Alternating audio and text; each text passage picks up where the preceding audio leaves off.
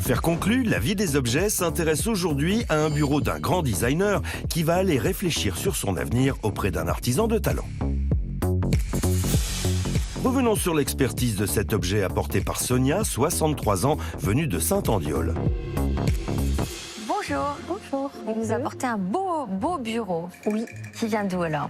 Alors, ce sont mes parents qui nous l'avaient acheté il y a longtemps. C'est-à-dire c'est le bureau sur lequel vous faisiez vos devoirs? Oui. Alors c'est un grand créateur évidemment qu'on adore, qui est Pierre Paulin.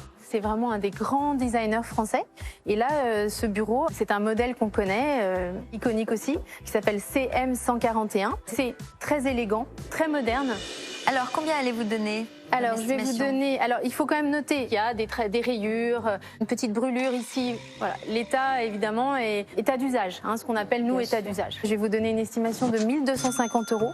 Ce bureau signé Paulin a largement de quoi mettre la foule en liesse. Bonjour madame. Bonjour madame. Bonjour. Vous êtes venue nous voir avec ce magnifique bureau d'un célèbre Designer. Pierre Paulin. C'est un bureau que j'adore, que j'ai déjà eu par le passé, donc je le vois et je me dis ouais, je vais me positionner évidemment dessus. 900. 950. 1050. 1100. On peut pas en placer. 1200. 1250. 1280. Je vais le voir. Bon, en regardant, je vois qu'il est globalement en état correct, mais il y a quand même quelques petites restaurations à faire. Donc ça, je l'inclus aussi dans le prix que je vais mettre dans les enchères. 1450. Non mais tu crois quoi là? Elles sont agaçantes. Ah non, mais c'est pas possible. On devrait faire l'émission que tous les deux. Allez, d'accord. Alors, c'est bien. Je me dis là, ça va pas être facile parce que tout le monde en veut, il plaît à tout le monde et tout le monde a un peu envie de le rentrer. Donc là, je sais que ça va coûter cher. 2200. Oui. 2250. Donc 2300. Bah 2350.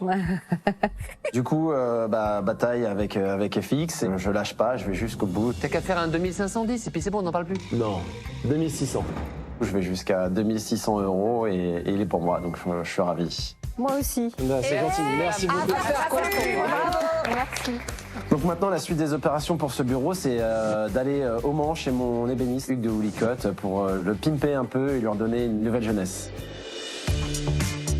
C'est au Mans, dans l'atelier d'Hugues, que ce bureau issu du talent d'un créateur de renom est parti faire peau neuve. Salut. Oh, bonjour Damien. Ça va? Ça va. Ouais, t'es déjà au boulot? Je suis déjà au boulot. Ouais, donc moi, ce qui m'inquiétait le plus, là, c'est la tache de brûlure là qu'on voit ici. On va faire un petit bouchage et une réintégration chromatique. D'accord. Ce sera plus, Pas de greffe. ce sera plus simple qu'une greffe qui serait quand même Qui se visible. verra, ouais. Sur le plateau, un petit lustrage. Ouais, parce qu'il y a des petites rayures, mais bon, Oui. rien de méchant.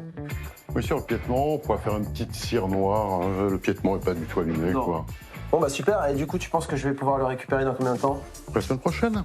Bah formidable. Hâte de voir le résultat.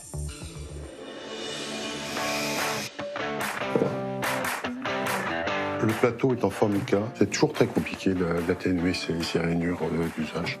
On va faire un polissage, on verra bien, quoi. Donc là, je vais y aller avec un papier carrosserie de 3000. Donc ça retire quasiment rien pour juste essayer d'atténuer les micro-rayures.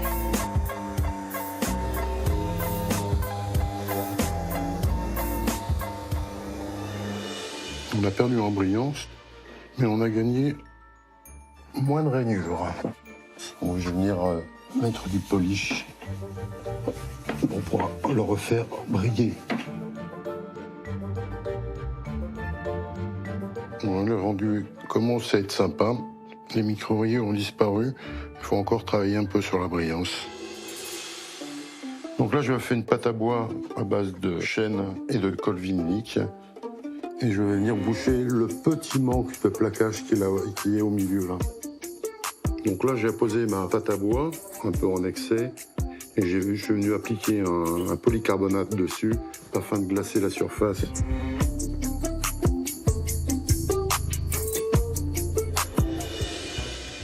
Donc maintenant, je m'attaque au piétement du bureau. Je vais venir appliquer une cire noire pour redonner un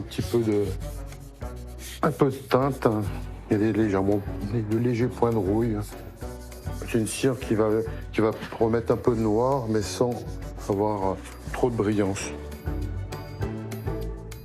On va laisser sécher la cire et ensuite on fera briller un petit peu. Hop là! Maintenant, on va attaquer la gomme laque sur le tiroir. Le coin du tiroir a été abîmé sûrement par une chaise ou par le propriétaire. Je ne veux pas faire de greffe, je vais venir appliquer de la gomme laque au fer à souder. Je vais attendre un peu qu'elle refroidisse et je vais venir retirer l'excédent au ciseau.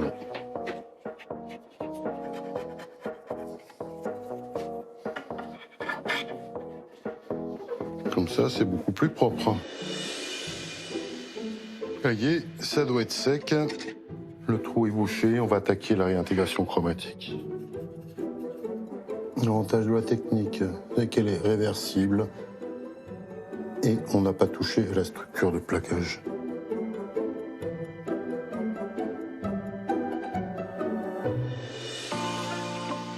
Et voilà, on va pouvoir retourner et faire le polissage, finir le polissage du plateau.